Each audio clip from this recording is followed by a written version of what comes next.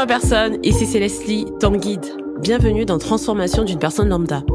Tu es prête à embarquer dans un voyage incroyable pour découvrir ce qui te rend unique? Aujourd'hui, on va explorer des expériences réelles, des récits de quêtes palpitantes et ces petits moments magiques de la vie. Alors mets-toi à l'aise, ouvre grand tes oreilles et bon épisode!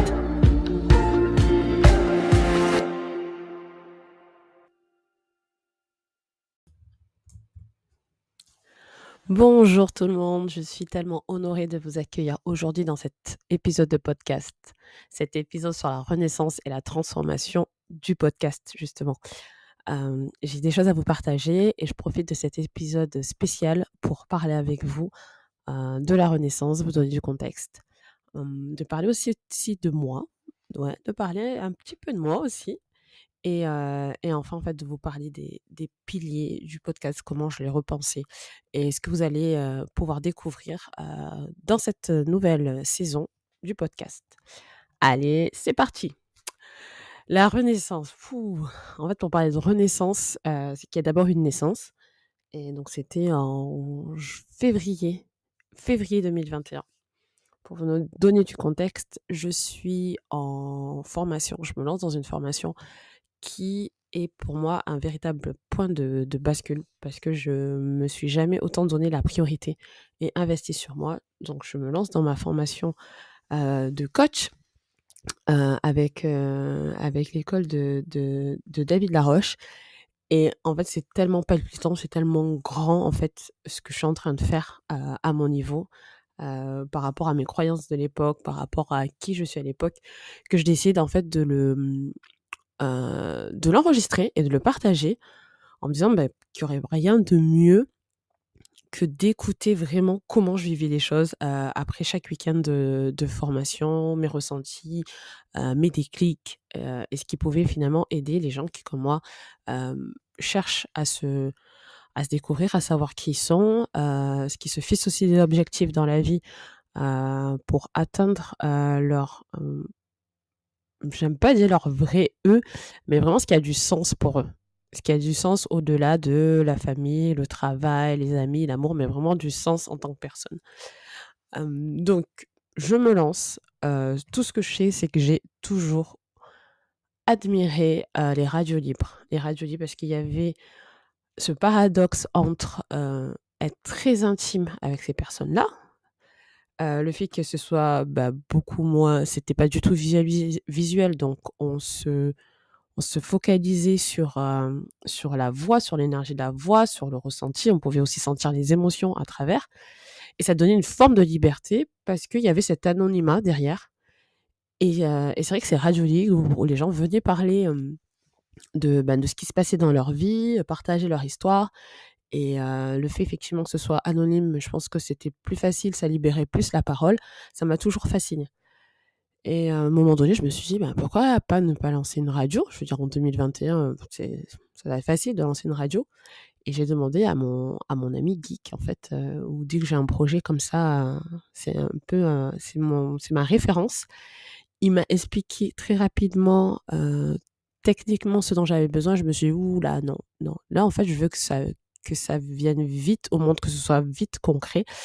Et je veux pas aborder ce projet en me disant: «Il me faut ça, ça, ça, il faut que je me forme, il me faut tel équipement», non. J'avais besoin d'un truc que je pouvais faire là, limite juste avec mon smartphone. Et en cherchant bien, en fait, je suis tombée sur les podcasts. J'en écoutais pas forcément beaucoup, mais c'était une bonne solution et je pense que 2021, c'est là où ça a pas mal, alors je sais pas si ça a pas mal explosé ou du moins moi je me suis beaucoup intéressée aux podcasts et notamment après, avec des coachs, américains sur des sujets, voilà, qui me tiennent à cœur et je me suis dit: go en fait, go parce que tu peux y aller, tel que tu es, avec qui tu es là aujourd'hui». Et donc je me suis lancée. Alors j'adore, hein, j'adorais, parler, échanger, être vraiment dans mes émotions, mais avec, quand même du recul, pouvoir passer aussi parler de cas pratiques. Donc c'était génial, je publiais. Mais après, voilà, au niveau du partage, j'étais pas forcément très à l'aise, je savais pas comment le faire écouter, je n'avais aucune idée des règles du jeu, des plateformes de diffusion de podcasts.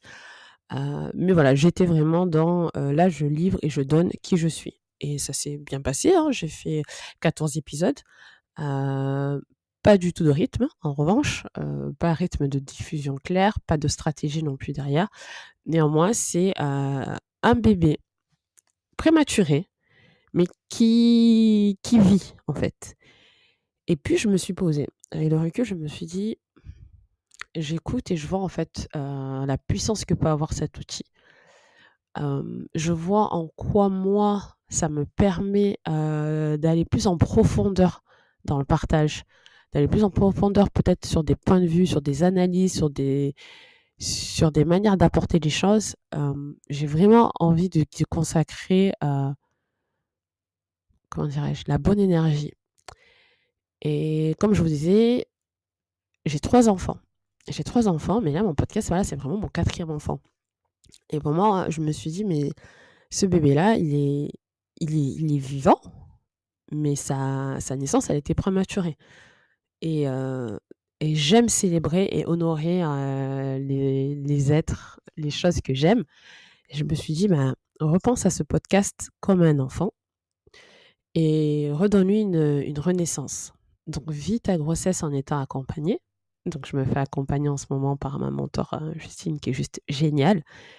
Et célèbre en fait cette saison 2 en faisant une baby shower, en faisant vraiment une fête comme on célèbre la naissance d'un enfant. Donc voilà au niveau du contexte, où ça en est. Et dans cet accompagnement, il y a eu, bah, plusieurs phases de réflexion, bah, notamment sur le titre. Pourquoi ma personne? Alors ma personne, c'est une expression en fait camerounaise que j'adore. Quand quelqu'un me dit: «Oui, là tu es ma personne, toi tu es ma personne», c'est-à-dire que je te porte dans mon cœur. Je serai assez franche pour te dire les choses, mais je serai aussi celle qui sera là quand tu ne seras pas bien. Je serai celle aussi qui sera là pour te dorloter. Donc quand tu es ma personne, c'est comme si tu appartenais maintenant à ma famille, même si on n'a pas le même sang.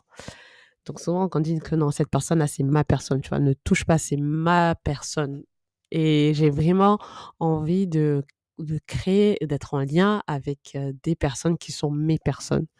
Même si on se connaît pas tous, même si on est loin à distance, je crée cette intimité et ce cadre où vous sentez que vous comptez pour moi et même entre vous aussi. Et on est là dans les bons comme dans les mauvais moments. Et donc c'est pour ça que l'évolution, on est passé de transformation d'une humaine lambda, heu, à transformation d'une personne lambda. Voilà, ça reflète plus le côté plus proche, plus inclusif.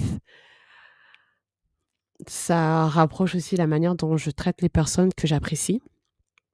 Heu et je pense que là, c'est le début d'une très, très, très, très belle, très, très belle aventure ensemble, avec vous, mes personnes. Alors, on va faire un petit zoom sur moi. C'est pas quelque chose avec lequel j'ai l'habitude, mais je me dis qu'en fait, il y a des personnes qui vont me découvrir et qui ne me connaissent pas. Alors brièvement, je ne sais pas me présenter, avec un seul adjectif. Je ne sais pas faire de lettre de motivation ou de présentation avec un titre. Je suis à la croisée des chemins, à la croisée de plusieurs métiers. Et on va dire que là, sur les métiers, il y a du consulting que je fais depuis plus de 10 ans. Il y a du coaching que je fais aussi bien au niveau sportif que le coaching de vie. Et il y a aussi du mentoring, puisque j'accompagne de jeunes adultes, aussi bien au niveau du sport que dans leur vie, professionnelle, mais pas que. Parce qu'on se rend compte qu'on se focalise sur un domaine de la vie et on revient très vite sur du personnel. Et de manière générale, j'aime me définir comme ça. J'aime me définir par une multitude de centres d'intérêt. C'est pareil aussi pour, ma chanson préférée, j'en ai pas qu'une, en fait, j'en ai plusieurs. Et c'est ce que je veux refléter aussi, c'est que, de ne pas coller à certains standards, de ne pas se sentir adéquate, face à certaines exigences ou normes, c'est OK. Et ici, vraiment, vous êtes les bienvenus, puisque moi-même je prône ça. Maintenant je le revendique et c'est totalement OK. Dans les trucs, peut-être pas chelous, mais on va dire qui me distinguent, j'adore astrologie, numérologie un peu moins, je comprends un peu moins, le human design. Petite anecdote, j'ai pendant des années, je ne faisais tous les tests de personnalité. Dès qu'il y avait un test, sur un magazine, en ligne, et je faisais le test pour me rendre compte que, en fait, ça me correspond pas. Bah non, franchement, on dit que je suis, Cancer, mais moi, je me reconnais pas. Alors soit j'avais vraiment une mauvaise, perception de moi-même, mais dans la plupart des cas, je ne me reconnaissais pas et ça a vraiment été avec le human design où, se focus vraiment sur l'unicité de chaque personne. C'est-à-dire qu'il y en a pas 2 comme toi, vraiment, tu vois? Quand on te drague et qu'on te dit: «Il y en a pas 2 comme toi», oui, OK, c'est assez flatteur, mais pour moi, c'est vraiment un concept auquel je crois profondément. Il y en a pas 2 comme moi, tout comme mes enfants, peu importe, tout comme vous, il y en a pas 2.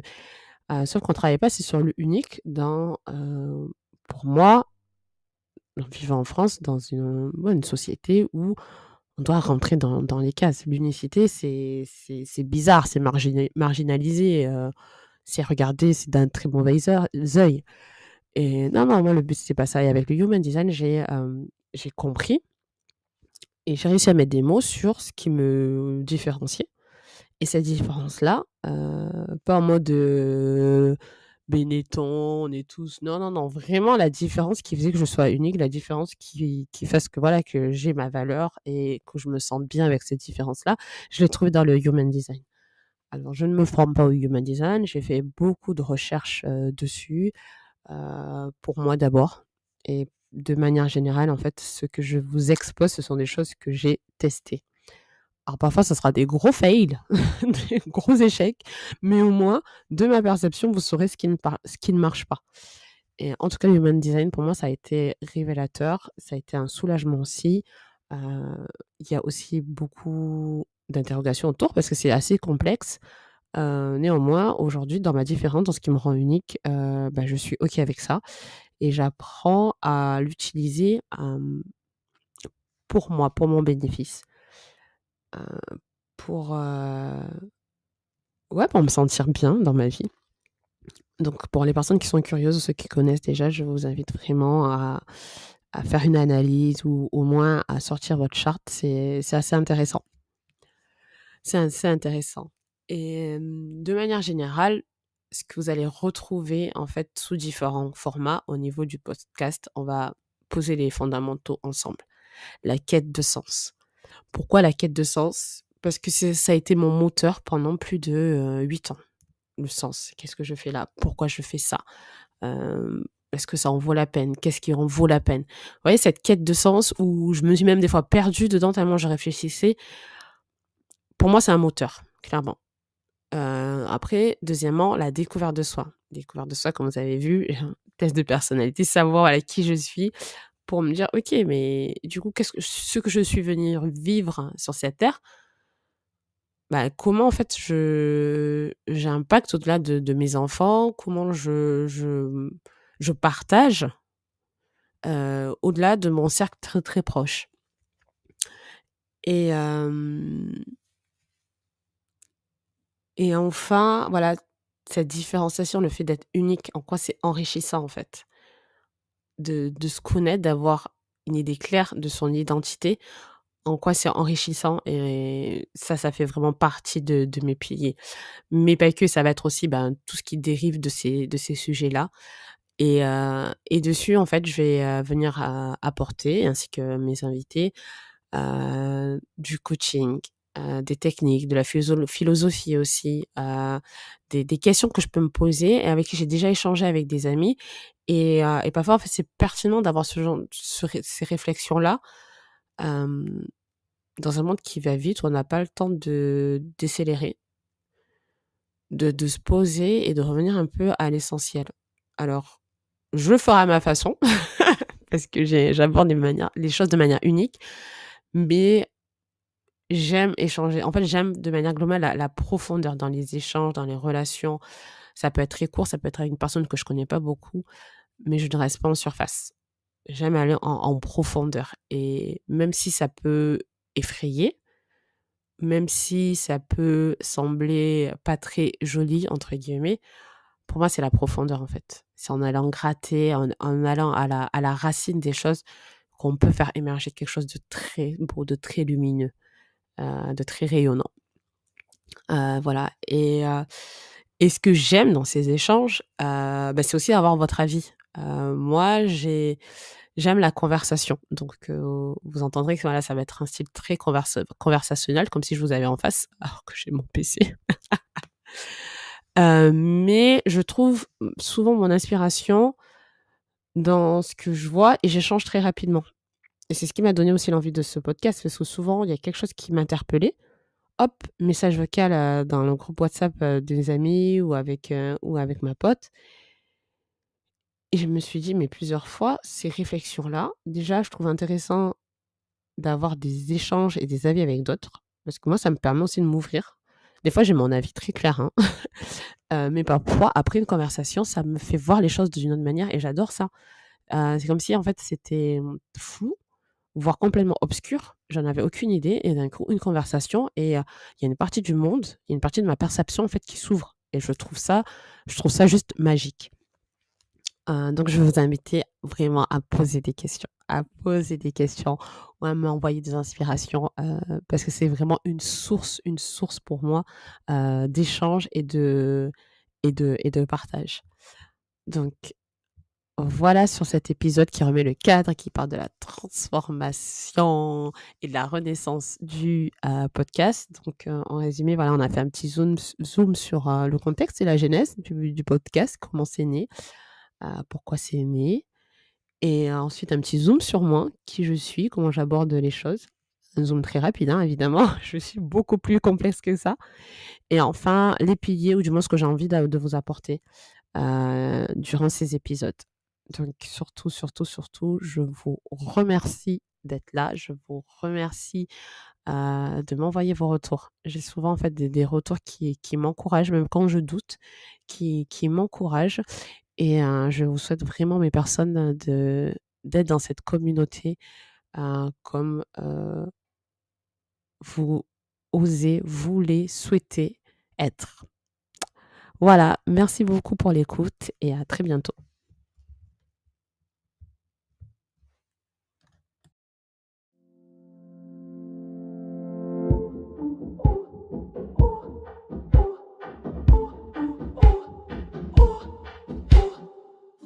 Et voilà, c'est la fin de notre épisode d'aujourd'hui. Merci d'avoir été là, ma personne. Si tu as aimé ce moment passé ensemble, pense à t'abonner au podcast et à le partager avec tes amis.